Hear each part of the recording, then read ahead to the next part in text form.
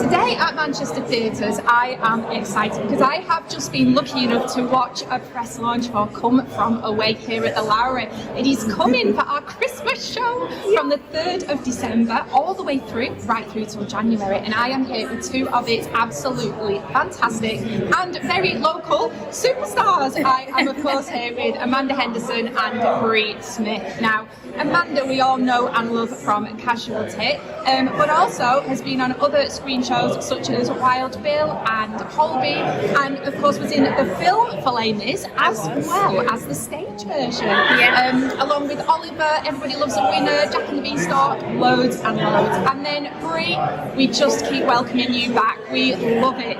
Of course, you've been here in Titanic the musical, The Colour Purple, The Wiz, West Side Story, and then you've done like the Book of Mormon and just so many different things. So thank you both for joining us today. It's an absolute treat. Thank you for having us. Yeah, exactly. So anybody who has been living under a rock and hasn't heard about The Rock, tell us the story. What's it all about? It's about the compassion and the love and the joy that the people of Newfoundland in Uganda in Canada had upon passengers that were diverted on 9/11, the 11th of September, from America, and they got diverted and they had to land in Uganda, which is that has the biggest airport, I think, still in the world.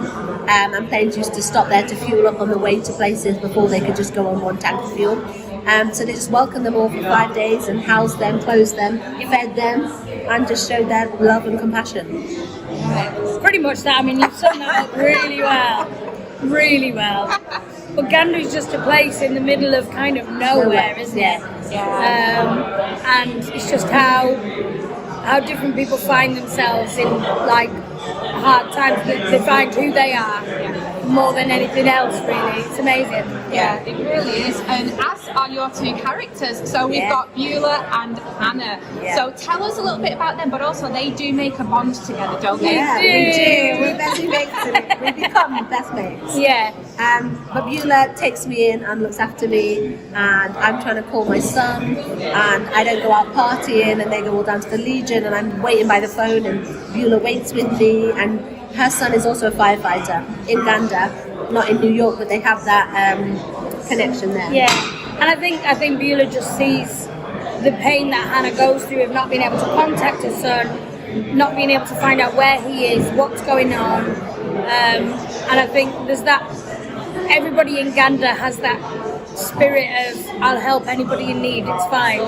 But I think they just created this special bond, which they still have today. They're still really good friends. Beulah still goes to New York to visit Hannah. Yeah. It's really sweet. This story, it just keeps on giving, doesn't it? There's so much to it. And what is it? I know you're not playing, well, you are playing real life people, but you're not you're not doing an impersonation. You are, like, as you said in the press launch, you're taking their spirit. So mine's actually an amalgamation of two. Right, yeah. So I was going to say, 'cause it's a different name, isn't it? Yeah. So mine's an amalgamation of Beulah Cooper, who was friends with Hannah, and Diane Davis, who worked at Gander Academy, and she just organised everyone. She was so hot on it, organising everyone, getting everything together for everyone. So an amalgamation of the two. You've done that before, obviously, with Titanic, but the difference being this time, it's in our lifetime. Yeah, they're alive. They're still alive right now. So there has been Zoom interviews with the people, and on some certain venues, some of the actual people will come and watch the show. We'll fly to London or fly to wherever we are in the UK. So it's crazy, And it's been described as a show that's got humanity, hope and unity, and even though it is about this big historical event, it's the people, isn't it? It's the people that make this show. Yeah. Absolutely. It's a big ensemble show as well. Everyone has their kind of lead characters, and then we play 3 or 4 other ensemble roles, but there's no lead player in the whole show. There's 12 strong on stage cast, and then there's 6 standbys, and the 6 standbys cover 4 of the on-stage cast. So as hard as it is for us to get our one track down, they have four of them. So I don't know how they do it. Yeah, at any point they can go on for anyone if someone's sick or has an NA or anything like that. They deserve medals. Yeah, they do. And lots of chocolate. They really do. But talking about medals and awards, I mean, this show, right? My goodness, how many Oliviers and Tonys and Many. what's it like coming into a show with that many accolades attached to it? Weirdly for me, I found it a bit daunting because I was like, what if we're not as good, or what if we like can't live up to those standards? But I mean, they've cast some phenomenal people in this, so I mean, I'm a very lucky girl to be on stage with just this one alone. And vice versa. But they cast us for us. I was speaking to Ollie, who plays Oz, and he was saying that there was 5,000 submissions. One of the producers said, and this blew my mind. This was only yesterday. I don't know. Yeah, there was 5,000 submissions, and out of those 5,000, I don't know how many actually got to audition or got in the room. Let's say 1,000.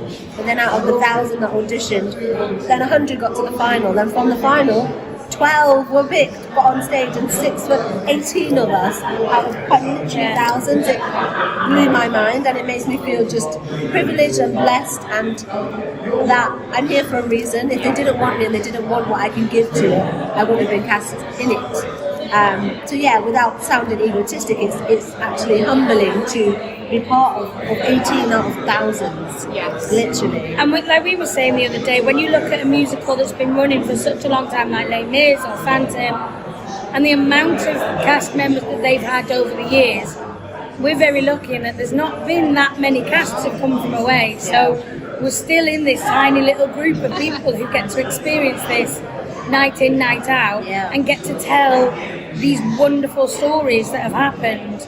And the fact that it's all true, it just is wonderful. And sorry, go on. Oh no, I was just saying, I went to America in February, just before we started in January, just before we started rehearsals, and went and watched the North American tour of this in Maine, in Portland, Maine, and I got to connect with some of the cast over there. We went out for a drink with the cast member that plays Hannah and her standby, and I got a few tips from her in terms of how to put my glasses on and in the hair, and loads of them have added us on Instagram and Twitter or X, and we're just friends. It's like a little family. Yeah. So it's an extension of what's actually happened in. Absolutely. Yeah, I love that. And we've all become really good friends really quickly. Like we kind of all met at a press launch in November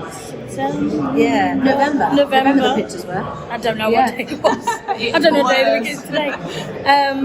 And quite quickly we all formed like really close friendships with each other, and it's lovely. Yeah. Now, I need to chat to you about this accent, because it's you first listen to it and the Gander accent is you go, oh, it's Irish, but then you listen again and you're like, no, it's Canadian, and then you go, no, it's not. I mean, where do we even start? I think I honestly thought the first time I heard it, I was like, nobody talks like that. What's going on?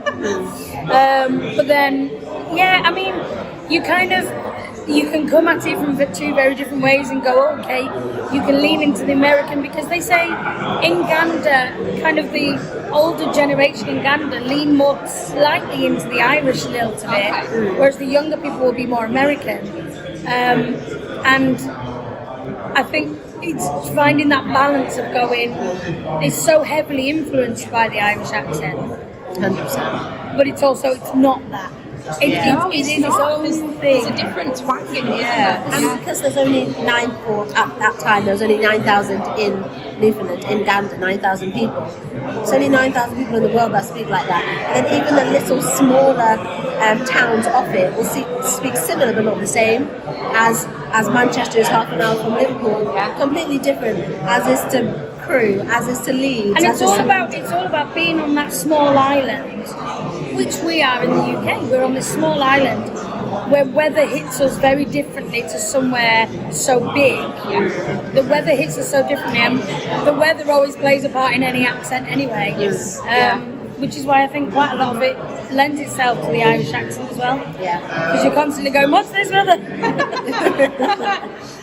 And before I go, talk to me about the screeching. So I've seen something done on a holiday once similar, and it did involve a fish, so it might be the same thing, I'm not sure, but did they make you do it in order to allow you to be part of the cast? No, actually. Not yet. Although on the press launch, Yeah. we did have to kiss the fake fish, and we could choose if we wanted screech or if we wanted a shot of water. Okay. So we could have that choice. I think 90% of us chose Screech. And we went down and we did a pan of us all drinking it and kissing the fish. So technically we got screech too. We have tasted Screech. I really liked it. I had the water. Was it comparable to anything? Or In the show, they compare it to like bad Jamaican rum, but I really liked it. So maybe that's just what I like. I don't know. Maybe you're But just it's quite a channeling lovely vibe. Yeah, just channeling your inner Captain Jack. That's Yeah, what it's fine. Oh, thank you so much, Amanda and Bree. It's been honestly an absolute joy chatting with you, and we cannot wait. Honestly, it's like we've got to wait till Christmas now, but what a present for us all! You can catch Come From Away at the Lowry from the 3rd of December right through to January. We're home for Christmas. You're home for Christmas. So Thank you so much. Thank you. We were halfway across the Atlantic when I got a call saying there'd been an incident in New York. I'm reporting live at Gander Airport where the 19th plane has just touched down. Gander Town Council declares a state of emergency. We landed on this rock in the middle of nowhere. My son's a firefighter in New York, and I couldn't get through to him. They needed food, bed, clothes. Here, when a stranger knocks on your door, we take care of them. And the thing is, It's all true.